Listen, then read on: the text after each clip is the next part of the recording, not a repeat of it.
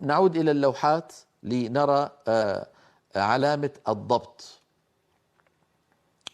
الفائدة الأولى علامة الإدغام الكامل. ألسنا نتكلم عن الإدغام سواء في المتماثلين أو المتجانسين أو المتقاربين؟ ما علامة الإدغام الكامل في ضبط المصحف؟ نرى أنها تجريد الحرف الأول من السكون مع تشديد الحرف التالي، نحو يدرككم. لاحظوا بأن الكاف في يدرككم من المتماثلين، التقى كاف وكاف، كاف وكاف، فالكاف الأولى ساكنة فأدغمناها في الثانية فصار النطق بكاف مشددة. فلاحظوا بأننا في المصحف نراها كما نراها أمامنا على الشاشة، الكاف الأولى مجردة من الحركة والكاف الثانية عليها شدة وضمة. عصوا وكانوا، عصوا وكانوا أيضا الواو الأولى ليست مادية، هي واو لينية قبلها مفتوح، لذلك ساغ الإدغام فيها فنقول عصوا وكانوا، فنشدد الواو الثانية، هذا علامة الإدغام. اركم معنا كما نراها أمامنا، نجد بأن الباء مجردة من السكون والميم في معنى عليها شدة، فمعنى هذا أن الباء قد أدغمت في الميم فصار النطق بميم مشددة. اركم معنا. السطر الثاني وقل ربي زدني علما. لاحظوا بأن اللام مجردة من الحركة من السكون بالأحرى والراء عليها شدة.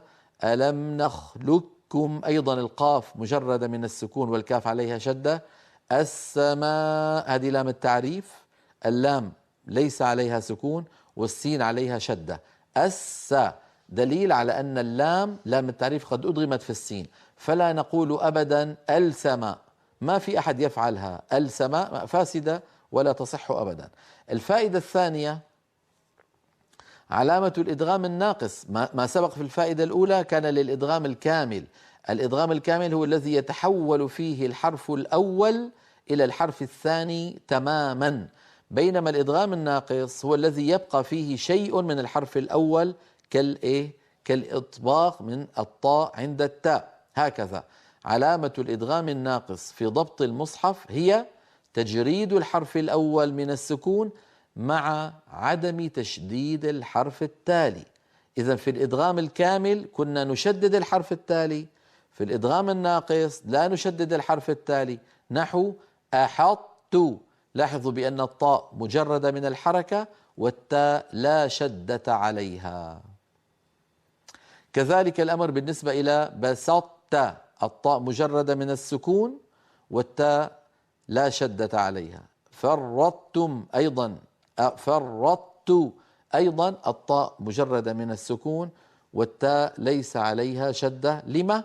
لأن الإدغام إدغام ناقص، لأن الإدغام إدغام ناقص.